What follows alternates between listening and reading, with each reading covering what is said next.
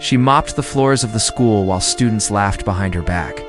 Her own son walked past her, pretending she didn't exist. But when the principal found out who she really was, the entire school froze. Maria Delgado was never late. Every morning, by 5:45 a.m., she was at Roosevelt High. Unlocking the janitor's closet, tying on her gloves, and beginning her daily routine before the school even stirred, most students only saw her as a blur, the woman with a mop.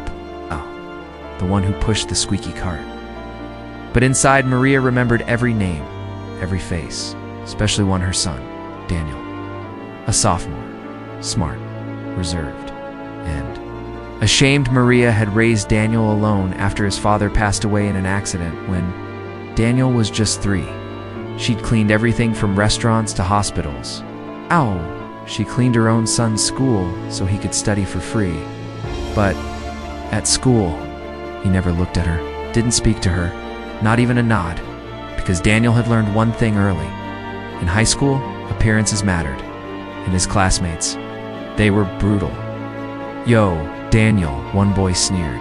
"Isn't that your mom scrubbing the locker room? Bro, you poor." Daniel laughed along. Inside, he wanted to disappear. Maria overheard them once near the stairwell. She paused.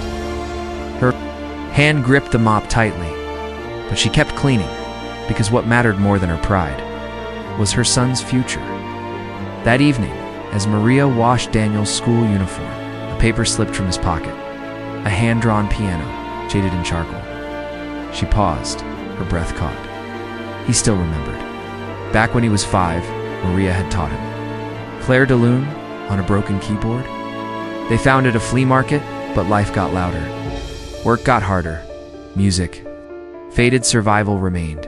The school's talent show arrived. Maria asked the janitor supervisor for an extra shift that night, just so she could peek through the curtains. Daniel was listed to perform, but when they called his name, he never came. Outside, behind the gym, Maria found him sitting against a brick wall. "I can't." "Mom," he whispered, "they'll laugh if I go out there and they know you're my mother." He didn't finish the sentence. Maria didn't respond. She just walked away, calmly, quietly. But something inside her cracked open that night. Maria opened her closet at the top shelf. Wrapped in a scarf was a velvet box. Inside, 3 gold medals stew, newspaper clippings, 1 certificate, Maria Delgado National Youth Piano Champion, 1996. She touched the certificate, not out of regret, but because it was time on Monday morning. Maria waited outside the principal's office. She handed a small envelope to the secretary inside, formal performance request, and a note that read, "Please allow me 3 minutes during Friday lunch. I want to show them who I used to be." The secretary stared, confused, but placed it on the principal's desk.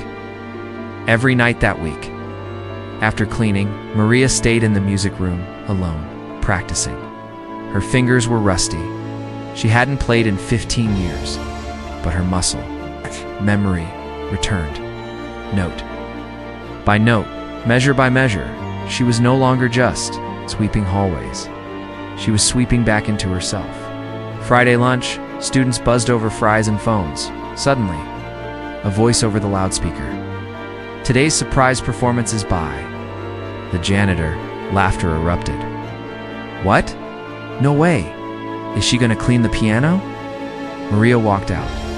In her uniform, head high. She sat and played. The first notes floated through the air. Then, power emotion. Precision silence. Swept the cafeteria even. Daniel mid-bite froze for 4 minutes. The world stopped.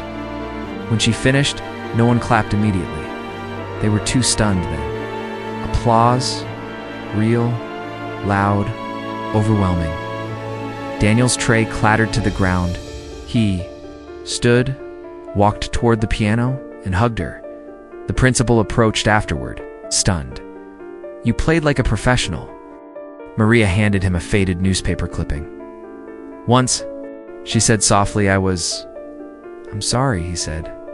I never knew. Maria smiled. I didn't need you to know. I just needed him to remember. A student posted the video that evening. By morning, 3 million views. Comment after comment. This woman is incredible. She sacrificed her dream for her son. Respect, the music academy called. They wanted her to teach next week.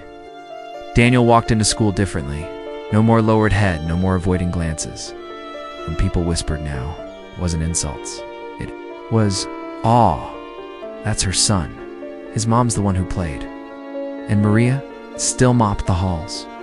But now, with pride, they thought she was just a janitor. But she was a warrior, an artist, a mother who gave up everything. Not for fame, not for approval, but for love. Because sometimes, the strongest player, the quietest in the room. If you believe in silent heroes, the ones who sacrifice everything behind the scenes, give this story a like, subscribe, and share it with someone who needs to remember. You don't need to be seen to be extraordinary.